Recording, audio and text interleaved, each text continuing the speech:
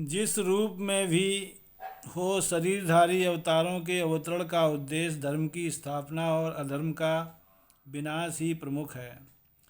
इसी प्रयोजन के लिए उनके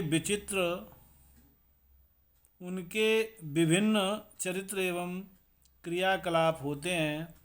गीता में भगवान कहते हैं, यदा यदा हि धर्मस्य ग्लानिर्भवति भारत अभ्युत्थानम् अधर्मस्य तदात्मानं सृजाम्यहम्।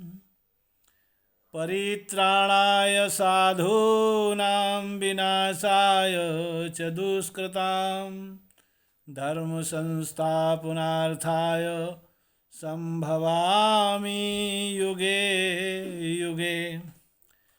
रामचरितमानस में भी यही तथ्य शिव पार्वती संवाद बालकांड में मिलता है। जब जब होई धर्म के हानि बाढ़हि असुर महाअभिमानी। करई अनीति जाय नहीं बरनी सीदहि बेप्र धैनु सुर धरनी। तब तब प्रभु धरी मनुज शरीरा हरई कृपा निधि सज्जन पीरा। मानसकार ने राम जन्म के प्रसंग में यही तथ्य दोहराया है। विप्रधेनु सुर संतहित लीन मनुजे अवतार। वन प्रसंग में आता है, राम भगत हित नर तनु धारे सही संकट किय साधु सुखारी। विभीषण से भगवान राम ने अवतार का उद्देश्य बताते हुए कहा, तुम सारिखे संत प्रिय मोरे धरऊं देह नहीं आन निहोरे।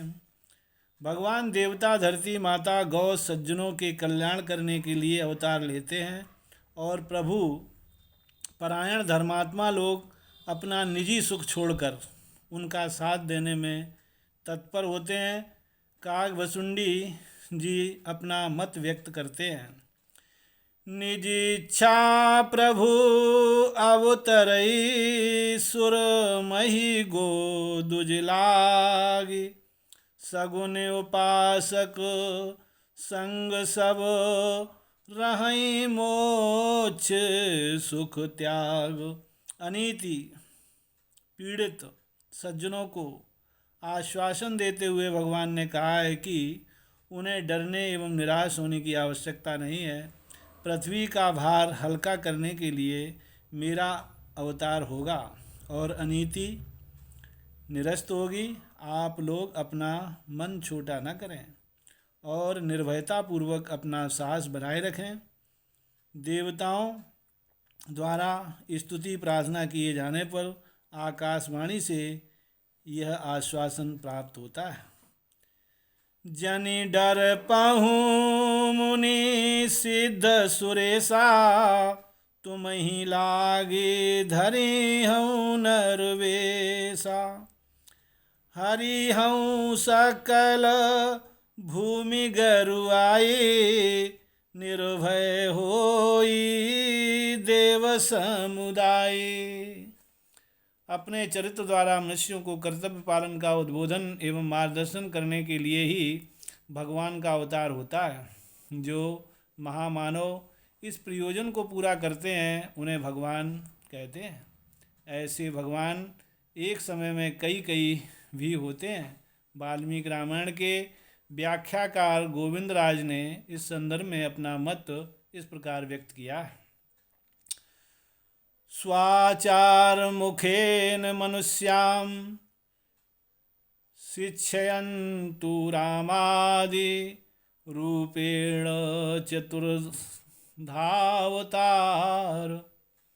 रूपेण चतुर्धावतार अर्थात अपने आचार रूपी मुख से मनुष्य को धर्माचरण की शिक्षा देने के लिए राम लक्ष्मण भरत शत्रुघ्न के 4 रूपों में अवतार लिया।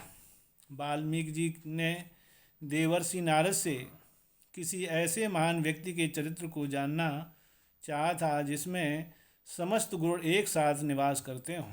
उन्होंने पूछा, इस समय संसार में क्या कोई ऐसा गुणवान व्यक्ति है कि जो बल से संपन्न होने के साथ साथ धर्मात्मा, सत्यवादी, कृतज्ञ और अपने व्रत में सुदृढ़ रहने वाला हो।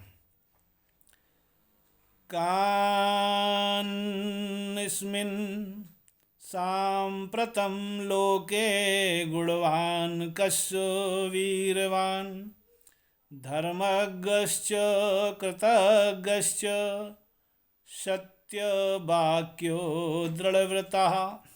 महर्षि वाल्मीकि को तब देवर्षि नारद ने राम कथा सुनाई। संसार की विपत्तियों का निवारण करने के लिए महामानवों का स्वयं कष्ट सहकर विश्व कल्याण के लिए घोर प्रयत्न करना ही एकमात्र उपाय है। जब तक विशिष्ट व्यक्ति आगे नहीं आते और अपनी आदर्शवादी तपश्चर्या का प्रमाण देकर जनसाधारण को प्रभावित करने वाली परिस्थितियां उत्पन्न नहीं करते, तब तक विपत्ति का निवारण नहीं हो सकता। यदि श्रेष्ठ मनुष्य शौक मौज की जिंदगी जीते हैं, सुखोपभोग में निरत पड़े रहते हैं, तो अनीति के निराकरण का रास्ता ही बंद हो जाएगा। इस तत्व को समझते हुए देवता चाहते थे कि राम राजगद्दी का उपयोग न करें, वरन तपश्चर्या और संघर्षशीलता का रास्ता अपनावें। ऐसी परिस्थितियां उत्पन्न करने के लिए देवतागण शारदा से प्रार्थना करते हैं कि वे इसके लिए उपयुक्त परिस्थितियां उत्पन्न करें। उन्होंने कहा, विपत्ति हमारी बिलो के बड़ी, मातु करई सोई आजु, राम जाहि वन राज तजी, होई सकल सुर काजु। रामायण में भगवान के 4 रूपों का वर्णन किया गया है। सर्वव्यापी नियंता परब्रह्म, निराकार परमेश्वर, साकार सगुण विराट परमात्मा, संतुलन करता अवतार। धन्यवाद।